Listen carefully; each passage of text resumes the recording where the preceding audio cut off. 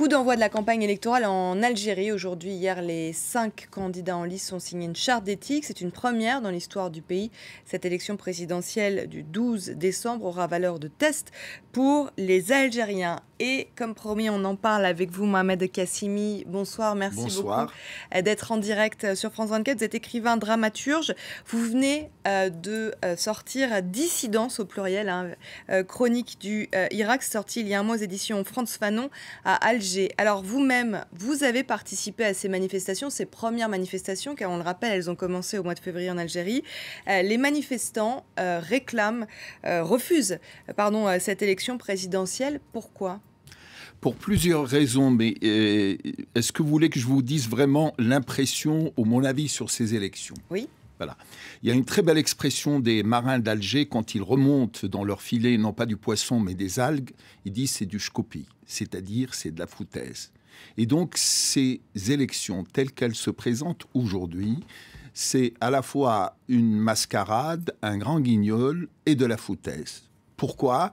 Parce que ça fait depuis pratiquement le mois de février qu'il y a des millions d'Algériens qui battent le pavé, qui disent nous voulons une Algérie libre, démocratique, nous voulons une nouvelle république, nous voulons une société de droit, une société civile.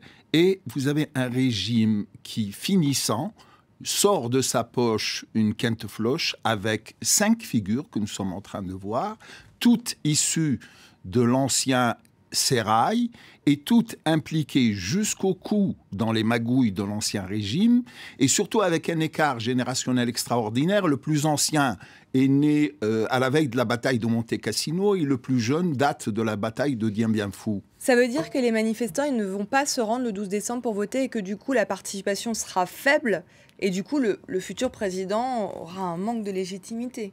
Est-ce que c'est prévu par les manifestants ?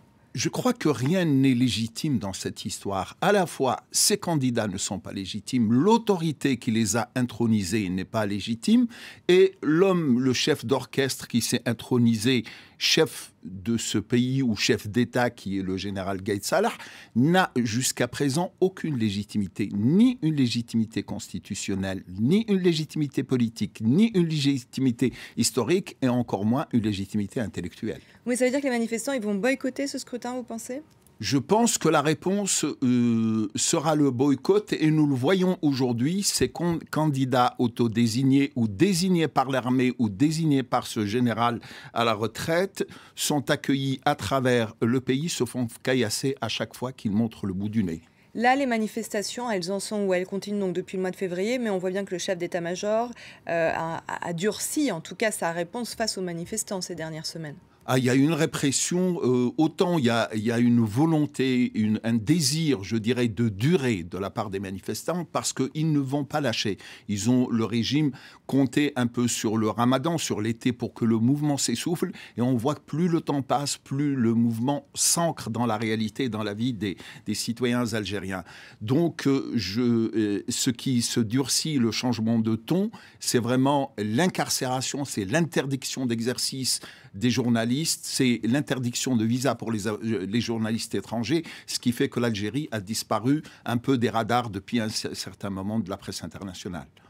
Alors, que peut faire le gouvernement en geste d'apaisement justement face à ces manifestants ? Quels sont encore les slogans des manifestants 9 mois après le début de ces manifestations ? Les slogans sont les mêmes. Nous voulons une Algérie libre et démocratique. Je pense que c'est vraiment la revendication principale, avec des élections libres et démocratiques et non pas quelque chose qui soit fait comme ça, parce que le problème de Gaïd Salah, c'est qu'il entend régenter l'Algérie comme il pourrait diriger un régiment de troufions ou un bataillon de corvées spéciales. L'Algérie n'est pas une caserne. C'est un peuple dont 70% de la population est née avec les GAFA et après la chute du mur. Et ça, il faut tenir compte de cet écart générationnel qui sépare aujourd'hui ce régime issu de l'histoire de 1962 et cette jeunesse qui arrive au monde et qui aspire, comme tous les autres pays que nous sommes en train de voir aujourd'hui, qui aspire à plus de liberté et de démocratie. Jusqu'où ce mouvement il peut aller en fait ? Parce que là, il s'ancre dans la durée, mais est-ce qu'on peut imaginer d'autres actions ? Comment il peut évoluer en fait ? Il pourrait évoluer, je crois qu'à mon avis, le Hirak ou que le mouvement insurrectionnel a été... Vous nous rappeler ce que le Hirak... Voilà, c'est un mouvement, c'est une insurrection, une révolution en arabe, a été une extraordinaire et une magnifique force d'opposition pacifique, comme on l'a vu. Il serait temps aujourd'hui qu'il passe à un autre stade et qu'il devienne une force de proposition d'où on pourrait dégager de nouvelles figures, celles qui sont issues de cette nouvelle génération, pour aller à la constitution d'un comité de salut public et bien sûr à préparer de vraies élections démocratiques cette fois-ci. Donc c'est-à-dire que si un candidat avait émergé de ces manifestants, donc de la société civile, et avait pu se présenter à cette élection du 12 décembre, vous pensez que ça aurait apaisé la rue ? Je pense qu'on aurait pu avoir une autre alternative, une autre porte de sortie. Mais la caractéristique du régime algérien depuis l'indépendance, c'est un régime qui est là par la force, dont la devise est de dire « nous sommes là par la force ou par la volonté des mitraillettes et nous restons ici par la force des mitraillettes ». C'est ça la devise de ce régime. Donc, qui a à chaque fois vitrifié n'importe quelle velléité d'opposition ou d'alternative démocratique.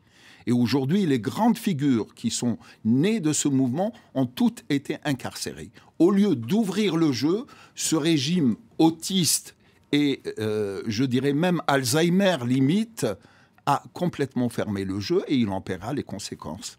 Merci beaucoup Mohamed Kastimi d'avoir été en direct avec nous. Je rappelle que vous êtes écrivain, vous venez de sortir Dissidence chronique du Hirak, donc paru à Alger il y a un mois. Merci beaucoup. Merci à vous. À Hong Kong, une centaine de manifestants toujours